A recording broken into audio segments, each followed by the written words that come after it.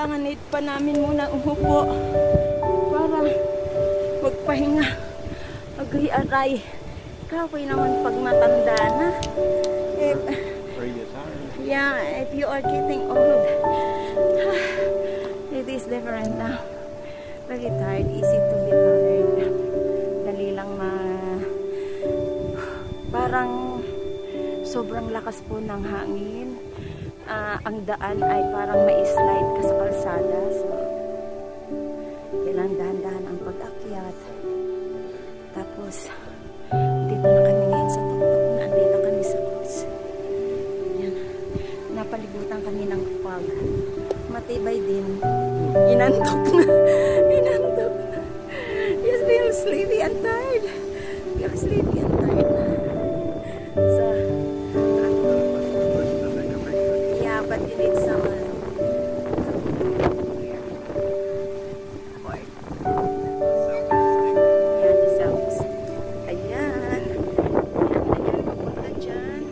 pagi po, pagi. Andito po ang cross, paakyat po doon. Sobrang mapag. Yan, sobra pong pagi dito. Mahangin, sobra. Ayan. Andito na kami sa cross. Ayan, uminit na. Ayan.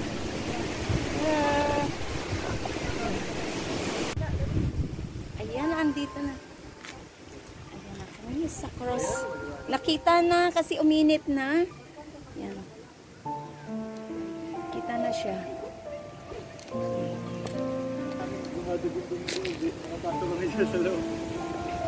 Kuya, sa Mount Samat. Ayan.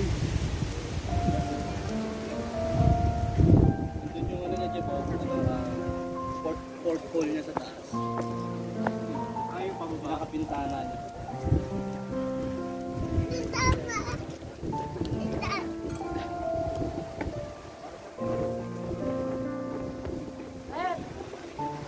So, ayan. Nandito na kami, kita na ang cross kasi may araw na. Ayan. Ayan, ayan, ayan, ayan. Kita na. What? You want to sit down there? Be careful. Grabe.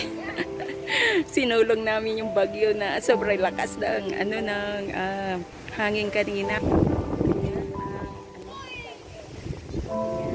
ang palibot dito ay ganda. Ang baba ay ito.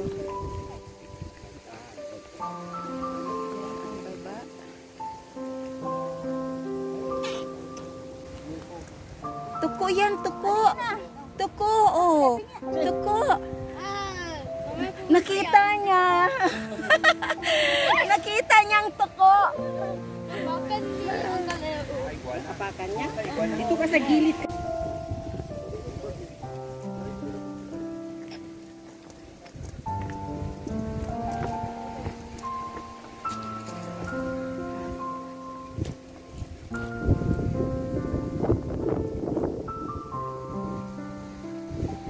Then we were going to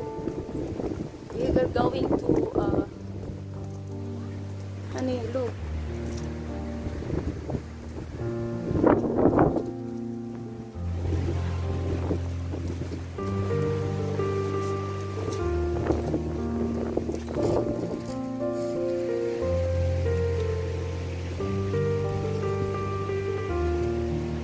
And here.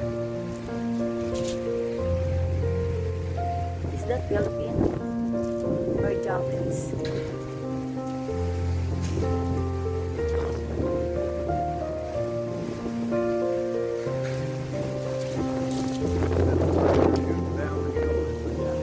Yeah, yeah.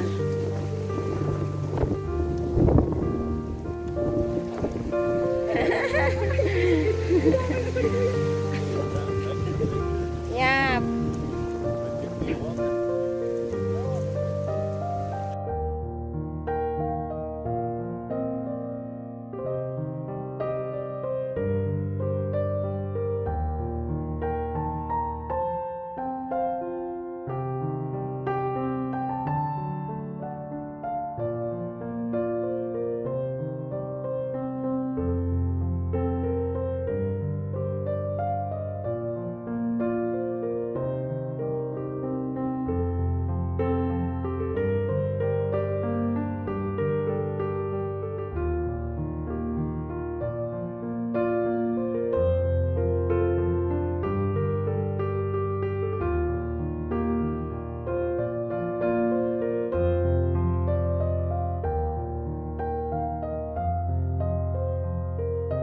Ayan, ang dami naming lalakarin, paikot-ikot bago makarating doon sa basement.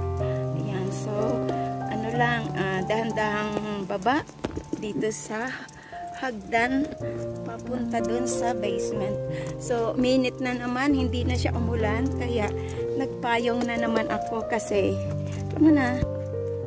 Ayan, ang itsura ko, balot na dyan. Basta, nakapayong ako kasi sobrang init. Ayan. Ito yung aming lalakaran. At safe naman dito kasi meron siyang mahawakan. Para sa safe. Ito doon. Maano pa to? Mahaba. Ayan. Mahaba. Pero at least pababa na siya. Pababa na siya hanggang makarating kami doon sa basement. Pupunta kami yan dyan. Mayroon dyang basement. Bababa kami. Pagdating dun sa flag doon. Ayan, last na yun. Sandali lang naman kami dito.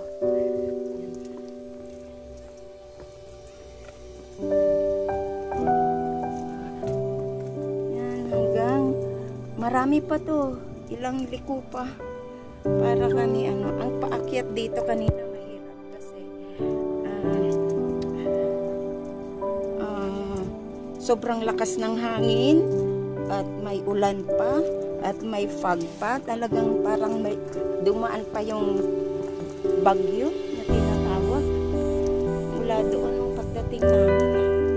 So ngayon pababa na kami at ang kalsada dito paakyat ay maraming tumbang kahoy. Parang nilinis nila, hindi nga yung typhoon kundi parang yung nakaraan